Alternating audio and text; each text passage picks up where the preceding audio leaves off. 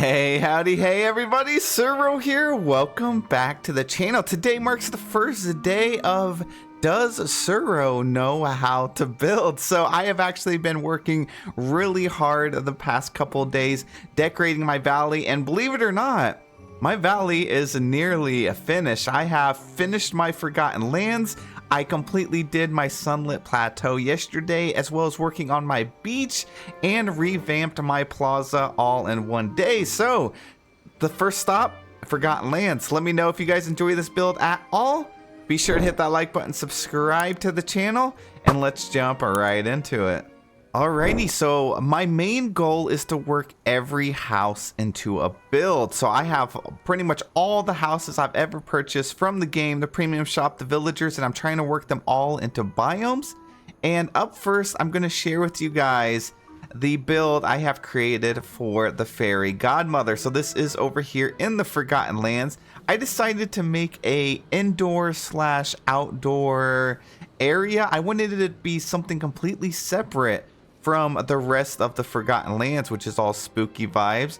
So here we are. I added this path over here, which is a little bit more brighter. It's just like a white brick, and I thought it would be a nice balance to the dark, sinister path over here. As soon as you enter, you see the bookshelves. We also have a little seating area with a fireplace. I decided to implement a couple of these scramble coin pieces just because I think they look really good. We got some vine lamps over here, and then I like these candle items, so I like to place them pretty much all over just to provide a little bit of light.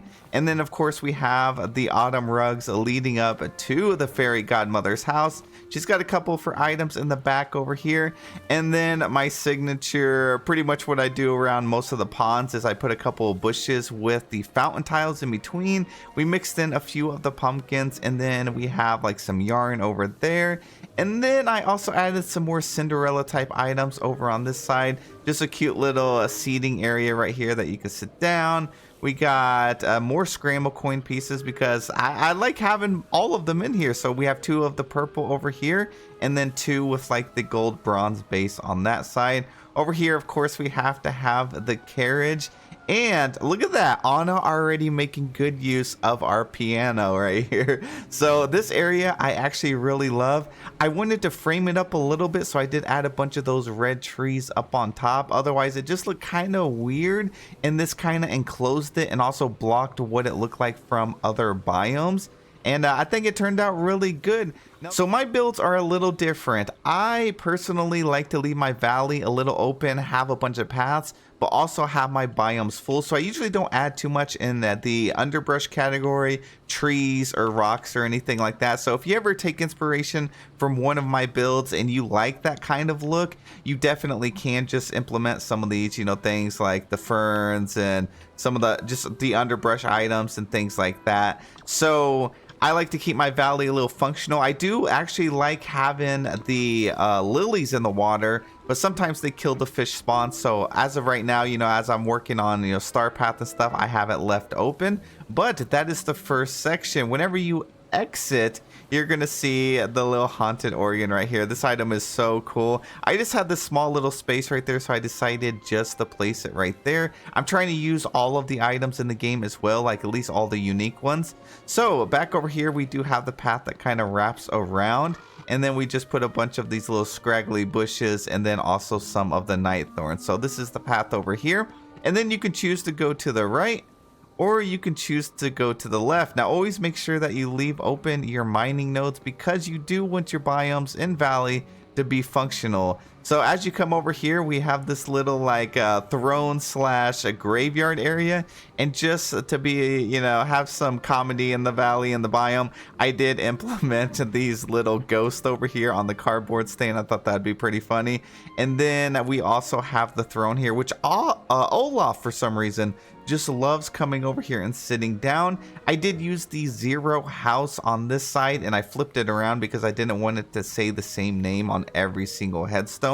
And then we just threw down the little coffin, some barrels, some night thorns. We tried to go for as much symmetry as we possibly could. And then of course you have to line this up with some candles that usually, I don't know, the lighting's kind of broken in the game right now, so it doesn't always turn on even if it's nighttime. And then we added just a couple of the red ferns in the back over there. So this area right here, I'm a huge fan of. And then you have the Eternity Isle pillars right here, which you can swap out for any colors that you want.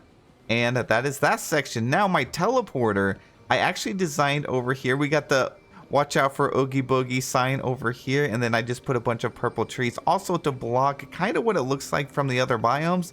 And then I needed something that would make this look kind of spooky. Now, as you see in the build, you could change up and put like pumpkins or whatever other decor in here if you want. We have a bunch of spaces in between.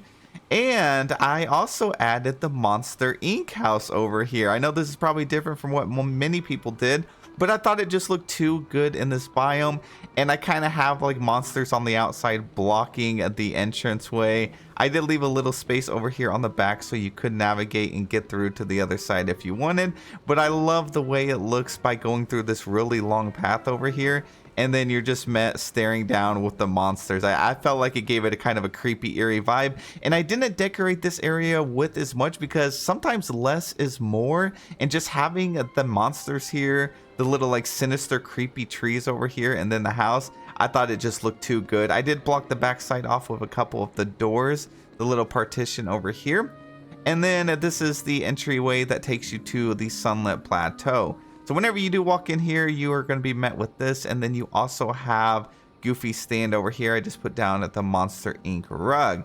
Now, onto some more spooky vibes. Whenever you come over here, I did fence this in right here. Lots of Nightmare Before Christmas stuff going on. I did include the little like hearse vehicles, and I like the way that the light shines through, especially at nighttime. It kind of shines through the fence. And then you walk over here again. Fountain tiles with the bushes, and then probably the coolest fountain that's in the game right now. Now on to including most of the houses and big ticket items. I did include the Nightmare Castle over here. We got the Hollywood Tower Hotel there, and then over here we have the Nightmare Before Christmas Mansion. So let's start over here. I added two of the little like Portal of Souls. I forgot what they're called, but these are a very OG item. And then we added a couple of the brooms. Inside the house is not decorated yet, but I love this area right here. So of course at nighttime it'll look much better. And then when you have all these lights, all the pumpkins peeking through, I decided to recreate kind of like a scene off of the Nightmare Before Christmas when Jack is navigating through the forest and then he comes upon this tree right here. I have the Bumblestone path right here, which I love the way it looks whenever you're entering inside this biome. And then of course I finally found a place to actually include Spiral Hill. So this right here, I just added a couple of candles on so you could turn them on, and it just looks really, really like eerie. And then this of course wraps around back going to the Fairy Godmother. So I just used a little bit of dirt pathing right there. And then you do have your mining nodes over here on the back side, so you would hit those, and then you can go through the back behind the Hollywood Tower as well. So let's move on over here. Not much going on with this, just a couple candy buckets over here. And this area is also one of my favorites. I kept it kind of simple. I mean, this biome, you do want to keep it kind of simple. You don't want to have it overflowing with too much. So we just have these little like items right here. I thought they were pretty spooky. And then of course on the pedestal, we had to throw these on here. As you come in, you have another OG item. I know a lot of people actually don't have these trees, but you could swap them out for something else. I don't know if they're ever going to bring these back, but the spider webs are just too good to pass up. And it looks great in front of this little mansion. Over here, we have a seating area, and then it goes back to the Monsters Inc. area. And then over here, we implemented another house, another build. We have Jack. So this biome, I was able to include many houses. I made a little pen over here for Zero, so he has his own little spot. And then I also added this companion, the raccoon one, just because he looks whimsical and he looks like he would be a great fit. We got Jack's board right here, you know, whenever he's doing his strategizing, doing his science. We framed up the pond with a couple of these pumpkins. And then, of course, we have to have a throne for our boy Jack.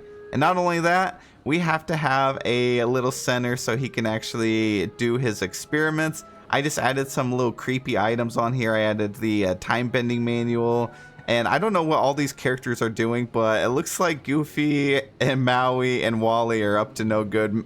Wally definitely looks like he's the brains, Maui's the brawn, and then Goofy is just, I don't know. I think that man's a little crazy. So we threw some potions down here, used the new bookshelves that we got in the game not too long ago.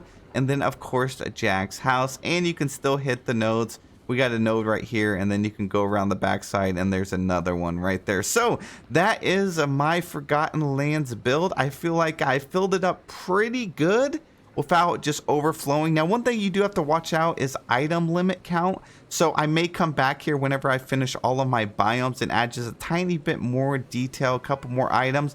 But I am reaching pretty dang high up there, and I'm a little concerned about that. So if I finish my biomes, I could definitely take my last, few hundred or 1,000 pieces, maybe add in something small right here. But I think this build might give you guys some inspiration. I know it's far from Halloween, but this will give you plenty of time to get started whenever you do decide to do your Forgotten Lands. I hope this video helped you out a lot. I hope it gave you a little bit of inspiration. Feel free to take inspiration and apply it to your valley however you want, and I'm sure you guys can tweak this. I think it's a pretty good layout. It's definitely interesting, and I wanted it to just have a bunch of different roads, different avenues, to make this biome feel like it's more than just pretty much a big or long rectangle. So you can add a bunch of fencing to do that.